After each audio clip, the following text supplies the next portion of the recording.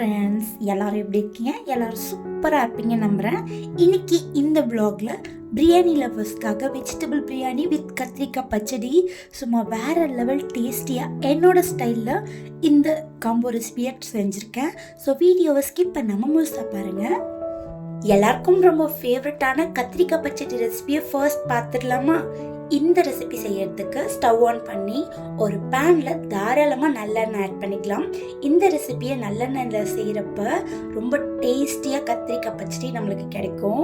நம்ம பேனில் ஆட் பண்ணியிருந்த எண்ணெய் நல்லா காஞ்சப்புறம் கடுகு, ஜீரகம், வெந்தயம், மிளகு இது எல்லாமே அரை ஸ்பூன் ஆட் பண்ணி நல்லா பொரிஞ்சப்புறம் பொடியாக கட் பண்ண வெங்காயம் 2 ஆட் பண்ணிக்கிறேன். அப்புறம் 2 கட் பண்ண பச்சை மிளகா, கொஞ்சமாக கருவேப்பிலை இது எல்லாத்தையுமே நல்லா வதக்கிக்கலாம்.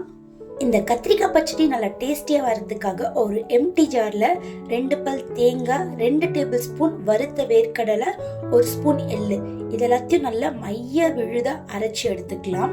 வெங்காயம் நல்லா கலர் மாதிரி வந்த உடனே பொடியாக கட் பண்ண தக்காளி ஆட் பண்ணிக்கிறேன். இந்த டிஷ்ஷுக்கு தேவையான அளவுக்கு உப்பும் ஆட் பண்ணிக்கிறேன். இன்னைக்கு நான் நீட்டு கத்திரிக்காய் 1/4 கிலோ எடுத்திருக்கேன். அது 4 கட் பண்ணி இந்த ஸ்டேஜில் ஆட் பண்ணிக்கிறேன்.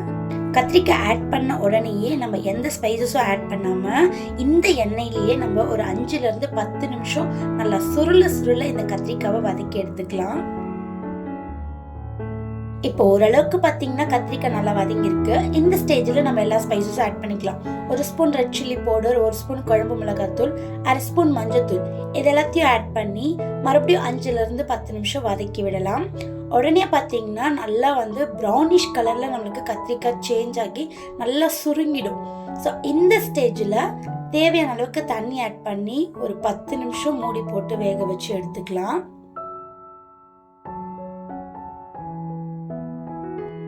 இந்த கத்திரிக்காய் பச்சடியை எல்லா பிரியாணி வெரைட்டிஸ் கூடவும் சர்வ் பண்ணலாம். நான் இன்னைக்கு என்னோட ஸ்டைலில் வெஜ் பிரியாணி செஞ்சு அது கூட தான் இந்த கத்திரிக்காய் பச்சடியை சர்வ் பண்ணியிருந்தேன். ரொம்பவே டேஸ்டியாக வந்தது. ஸோ வீடியோவை ஸ்கிப் பண்ணாமல் முழுசாக பாருங்கள். ஏன்னா அடுத்து வெஜிடபிள் பிரியாணி தான் செய்ய போகிறேன். வெஜிடபிள் பிரியாணி செய்யறதுக்கு வெங்காயம், தக்காளிலாம் எல்லாம் அழகாக கட் பண்ணி எடுத்து வச்சாச்சு. கூடவே காலிஃப்ளவர், கேரட், பீன்ஸ், பொட்டேட்டோ, பட்டாணி இது எல்லாமே நல்லா கழுவி கட் பண்ணி எடுத்து வச்சுருக்கேன். எங்கள் வீட்டு செல்லக்குட்டி எனக்கு சமைக்கும். ஏன்னா அவளை ஸ்டார்டிங்லேயே வீடியோவில் காட்டலன்ட்டு. ஸோ எனக்கு மேட்சாக அவளுமே ரெடியாகி வந்திருந்தா. ரொம்ப க்யூட்டாக இருந்தது. ஸோ நான் கொஞ்சம் தண்ணி குடிச்சிட்டு இருந்தா அவளோட கப்பில். அவள் என்னோட கப்புன்னு வாங்கி குடிச்சிட்டு இருந்தா. ஸோ இப்போ இந்த பேனில் நம்ம ஆட் பண்ணியிருந்த கத்திரிக்காய் எல்லாமே சூப்பராக வெந்து சாஃப்டாக பஞ்சு மாதிரி இருக்குது. நம்ம ஆட் பண்ணியிருந்த எண்ணெயுமே பார்த்திங்கன்னா நல்லா பிரிஞ்சு வந்திருக்கு. இந்த ஸ்டேஜில் 2 டேபிள் ஸ்பூன் புளி தண்ணி ஆட் பண்ணிக்கிறேன். இந்த புளி தண்ணி ஆட் பண்ணி ஒரு 10 நிமிஷம் கொதிக்க விட்டுறலாம். இந்த கத்திரிக்காய் பச்சடிக்கு தேங்காய், வேர்க்கடலை, எள்ளு சேர்த்து அரைச்சுமில்ல அந்த பேஸ்ட்டை இந்த ஸ்டேஜில் ஆட் பண்ணிக்கிறேன். இந்த ஸ்டேஜில் உங்களுக்கு தண்ணி எவ்வளோ தேவைப்படுதோ அந்த அளவுக்கு தண்ணி ஆட் பண்ணிக்கோங்க. 2 மினிட்ஸ் மட்டும் கொதிக்க வச்சு கொத்தமல்லி தலை தூவி ஸ்டவ் ஆஃப் பண்ணால் நம்மளுக்கு சுட சுட வேற லெவல் டேஸ்டியான கலர்ஃபுல்லான கத்திரிக்காய் பச்சடி ரெடி. ஸோ கண்டிப்பாக இந்த காம்போவை ட்ரை பண்ணி பாருங்கள். வெஜிடபிள் பிரியாணி நல்லா வரணும் கடவுளேன்னு வேண்டிட்டு ஸ்டவ் ஆன் பண்ணி நம்மளோட டபராவை நட்சத்திர கையால் வச்சுட்டோம். இப்போ தேவையான அளவுக்கு ரீஃபைண்ட் ஆயில் ஆட் பண்ணிக்கிறேன். அப்புறம் பிரியாணி பட்டை வகைகள் எல்லாமே ஆட் பண்ணிக்கிறேன். இதெல்லாம் நல்லா பொரிஞ்ச அப்புறம் ஸ்லைஸாக கட் பண்ண வெங்காயம் 2 இதையும் ஆட் பண்ணி நல்லா ப்ரௌனிஷாக வதக்கிக்கலாம். வெங்காயம் ஆட் பண்ணி எந்த அளவுக்கு நல்லா ப்ரௌனிஷாக வதக்குறோமோ அந்த அளவுக்கு நம்மளுக்கு பிரியாணி நல்லா டேஸ்டியாக வரும். எங்கள் வீட்டு கேர்ள் குட்டிக்கு நான் கொஞ்சம் மை போட்டாலே பொறுக்காது. ஸோ இவ்வளோ பெரிய ஜிமிக்கி வர போட்டிருக்கேன். அதை வச்சு என்னெல்லாம் கமெண்ட் சொல்லிட்டு இருந்தா தெரியுங்களா அன்னைக்கு. ஸோ உங்கள் வீட்டு கேர்ள்ஸும் இப்படி தானான்ட்டு கீழே கமெண்ட்ஸில் மறக்காமல் சொல்லுங்கள். வெங்காயம் ஆட் பண்ணி நல்லா ப்ரௌன் கலராக வதங்கின அப்புறம் தக்காளி ஆட் பண்ணி அதையும் நல்லா 5 நிமிஷம் வதக்கி விட்டுடலாம்.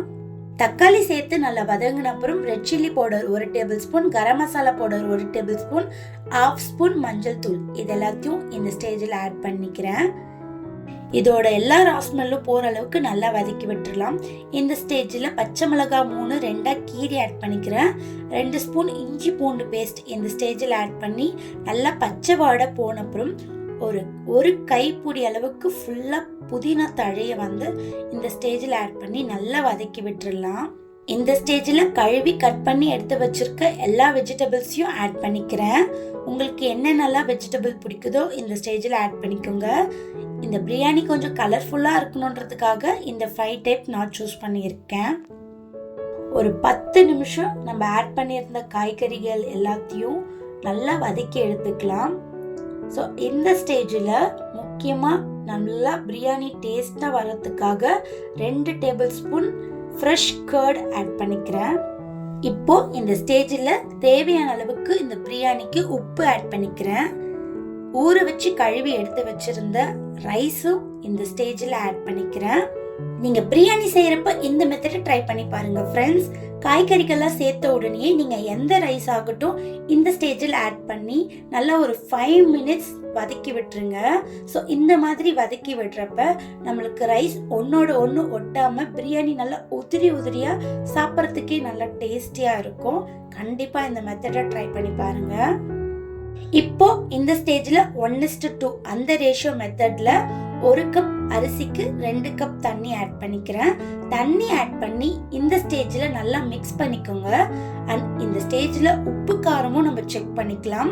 தேவைப்பட்ட உப்பு காரமும் ஆட் பண்ணி இப்போ நம்ம சாதம் அரவேக்காடு வெந்தப்புறம் நம்ம தம்ல போட்டுடலாம். பிரியாணி ரெசிபிஸ்லாம் இந்த டபரால செய்யறப்ப பார்த்தீங்கன்னா டேஸ்ட்டும் நல்லா சூப்பராக நம்மளுக்கு கிடைக்கும். அதே டைமில் பிரியாணி பார்த்தீங்கன்னா குயிக் அண்ட் ஃபாஸ்ட்டாக நம்மளுக்கு ரெடி ஆகிடும். என்னோட ஸ்டைலில் நான் செஞ்ச இந்த காம்போ ரெசிபிஸை நீங்களும் கண்டிப்பாக ட்ரை பண்ணி பார்த்துட்டு எப்படி வந்ததுன்னு உங்களோட கமெண்ட்ஸை என் கூட ஷேர் பண்ணிக்கோங்க. எனக்கு அப்போதான் ஒரு சின்ன மோட்டிவேஷன் கிடைக்கும். நானுமே உங்களோட கமெண்ட்ஸ் எல்லாம் பார்த்து ரொம்ப ஹாப்பியாக ஃபீல் பண்ணுவேன். ஸோ இப்போ நம்மளோட பிரியாணி பாருங்க நல்லா சுட சுட ஆவி பறக்க சூப்பராக ரெடியாக இருக்கு. இப்போ ஒரு நல்ல ஒரு ஃப்ளேவருக்காக 1 டேபிள் ஸ்பூன் நெய் ஆட் பண்ணிக்கிறேன். அப்புறம் பொரிச்ச பிரெட் துண்டுகளும் இந்த ஸ்டேஜில் ஆட் பண்ணி நல்லா ஓரத்துலேருந்து மிக்ஸ் பண்ணி கிளறி சுட சுட சர்வ் பண்ணிடலாம். வெஜிடபிள் பிரியாணி தானடா இதுக்கு போய் இவ்வளோ பில்டப்ஸ்லாம் கொடுக்குறாளேன்னு நினச்சிடாதீங்க. ஸோ இந்த வெஜிடபிள் பிரியாணி என்னோட சின்ன வயசுலேருந்து ஒரு பார்ட் ஆஃப் எமோஷன்னே நான் சொல்லுவேன். சண்டேன்னு வந்தாலே எங்கள் வீட்டில் மோஸ்ட் ஆஃப் த டைம் இந்த வெஜிடபிள் பிரியாணி தான். மதியம் எங்கள் அம்மா ஒரு குக்கர் ஃபுல்லாக கிளறி வச்சுருவாங்க. அதுதான் நாங்கள் நைட்டு வரைக்கும் ஓட்டி ஆகணும். வித் இந்த கத்திரிக்காய் கிரேவிலாம் வேறு மாதிரி செய்வாங்க. ஸோ அவங்க சமையல்லாம் நான் ரொம்பவே மிஸ் பண்ணுறேன். ஸோ உங்களுக்கு எந்த மாதிரி ரெசிபீஸ் பிரியாணி வெரைட்டிஸ்லாம் பிடிக்கும்ட்டு கண்டிப்பாக கமெண்ட்ஸில் ஷேர் பண்ணுங்கள். யார் உங்களுக்கு ரொம்ப ஃபேவரட்டான ஃபுட்டெல்லாம் சமைச்சா ரொம்ப திருப்தியாக சாப்பிடுவீங்கன்னு கண்டிப்பாக கமெண்ட்ஸில் என் கூட ஷேர் பண்ணிக்கோங்க.